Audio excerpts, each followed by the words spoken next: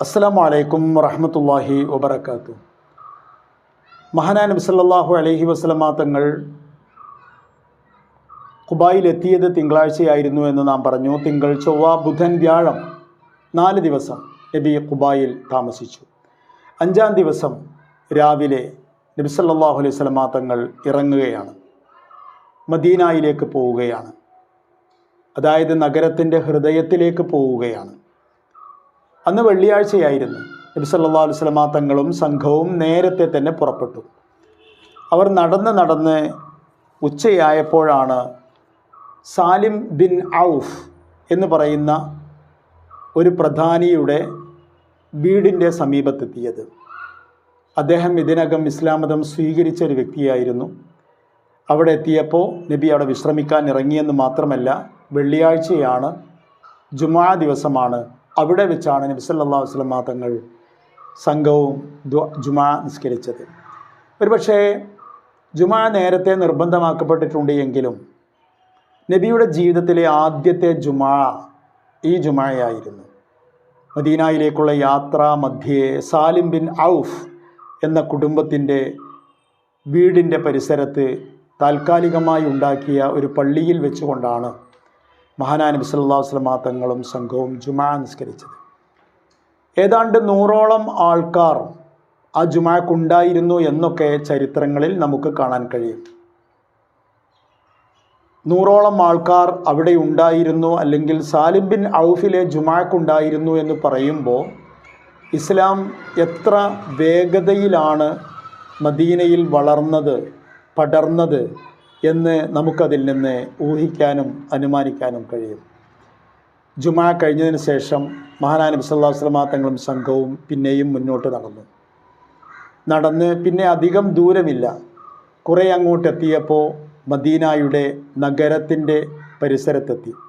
അവിടെ എത്തുമ്പോഴേക്കും നബിയെ സ്വീകരിക്കാൻ വേണ്ടി എല്ലാവരും കാത്തു നിൽക്കുകയാണ്.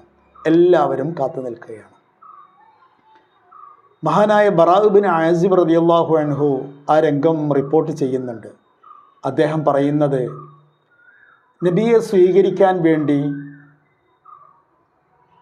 അന്ന് തടിച്ചുകൂടിയതുപോലെയുള്ള ഒരു ജനക്കൂട്ടം ഞാൻ എൻ്റെ ജീവിതത്തിൽ കണ്ടിട്ടില്ല. അദ്ദേഹത്തിൻ്റെ ജീവിതത്തിൽ അദ്ദേഹം കണ്ടിട്ടില്ല. അദ്ദേഹത്തിൻ്റെ ജീവിതം കണ്ടതിൽ വെച്ച് ഏറ്റവും വലിയ ജനക്കൂട്ടമായിരുന്നു അവിടെ ഒരുങ്ങിക്കൂടിയത്.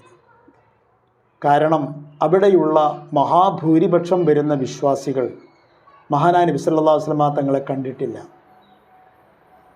അതുകൊണ്ട് തന്നെ അവർക്കെല്ലാവർക്കും നബിയെ കാണാൻ, അവർ കാത് നിറയെ മനസ്സ് നിറയെ കേട്ട ഈ പ്രവാചകനെ നേരിൽ കാണുവാനുള്ള വലിയ ജിജ്ഞാസയുണ്ട്.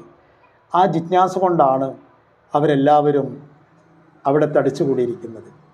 മാത്രമല്ല ത്വലഅൽ ബദ്റു എന്നൊക്കെ ചൊല്ലി അവർ വലിയ സന്തോഷം രേഖപ്പെടുത്തുകയും ചെയ്തു. അവരിൽ ഓരോരുത്തർക്കും വേണ്ടിയിരുന്നത് നബിയെ തൻ്റെ വീട്ടിലേക്ക് അതിഥിയായി ലഭിക്കുക എന്ന താല്പര്യമായിരുന്നു.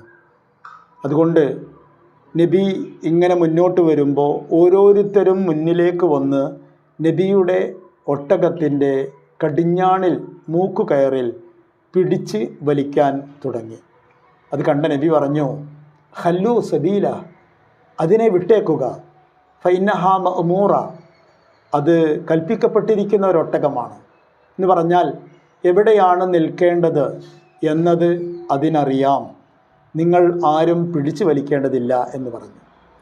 കുറച്ചങ്ങോട്ടെത്തി ആ ജനക്കൂട്ടത്തെ പിന്നിടുന്നതിൻ്റെ മുമ്പ് തന്നെ ഒരിടത്ത് ഒട്ടകം നിന്നു.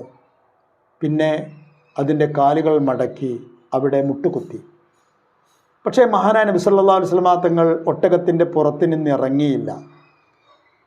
അപ്പോൾ മഹാനായ നബി സല്ലല്ലാഹു അലൈഹി വസല്ലമ തങ്ങൾ ഇറങ്ങാതിരുന്നപ്പോൾ ഒട്ടകം വീണ്ടും അനുസരണയോടെ എഴുന്നേറ്റു മുന്നോട്ട് നടന്നു. പക്ഷേ മുന്നോട്ട് നടന്ന ഒട്ടകം കുറച്ച് മുന്നോട്ട് നീങ്ങിയിട്ട് തിരിഞ്ഞ് നേരത്തെ മുട്ടുകുത്തിയ അതേ സ്ഥലത്ത് തന്നെ വന്ന് വീണ്ടും മുട്ടുകുത്തി. അതോടുകൂടെ ഒട്ടകം കൃത്യമായി സൂചിപ്പിക്കുകയാണ്, ആയിരുന്നു ഇവിടെ തന്നെയാണ് മുട്ടുകുത്തേണ്ടത് എന്ന്. മഹാനായ നബി സല്ലല്ലാഹു അലൈഹി വസല്ലമ തങ്ങൾ അതോടെ വാഹനത്തിൽ നിന്നിറങ്ങി.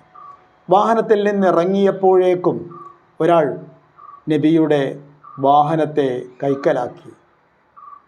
നബിയെ അത്രമേൽ സ്നേഹിക്കുന്ന ഒരാൾ, നബി തൻ്റെ അതിഥിയായിരിക്കണം എന്നാഗ്രഹിക്കുന്ന ഒരാൾ. നേരത്തെ അഖബ ഉടമ്പടിയുടെ രാത്രിയിലും അദ്ദേഹം ഉണ്ടായിരുന്നു. മറ്റാരുമല്ല, മഹാനായ അബൂ അയ്യൂബിനുൽ അൻസാരി റളിയല്ലാഹു അൻഹു. അബൂ അയ്യൂബുൽ അൻസാരിയെക്കുറിച്ച് ഇപ്പോൾ തന്നെ ചിലത് കൂടി പറയാതിരിക്കാൻ നമുക്ക് കഴിയില്ല. അസ്സലാമു അലൈക്കും വറഹ്മത്തുള്ളാഹി വബറകാതുഹു.